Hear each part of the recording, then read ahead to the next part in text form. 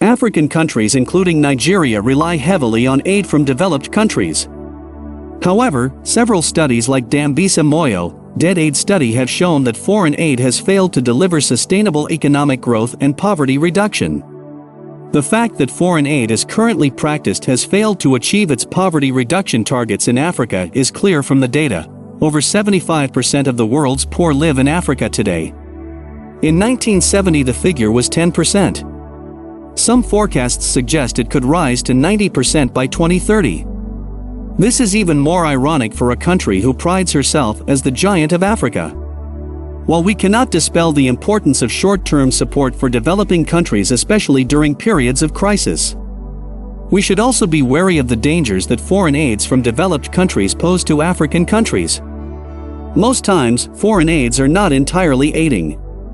It's often controversial and transactional, leaving the country indebted one way or the other. It can come in the form of international volunteering and consultancy. There's also the lack of reach to the local sectors of the country.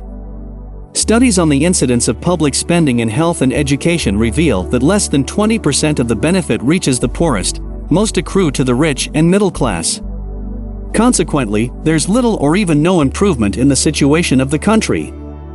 George Ayittey said in his famous TED Talk, "Africa's begging bowl is leaking, the bowl leaks more than ever now." The most saddening and perhaps the most dangerous effect of foreign aids is the risk of chronic dependence.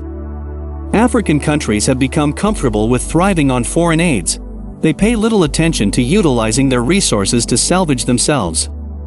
The more foriegn funding flowing into the country, the less independent we become. African leaders should therefore actively seek to create the enabling environment necessary to boost local economies, encourage private sector growth/competitiveness, and increase regional integration.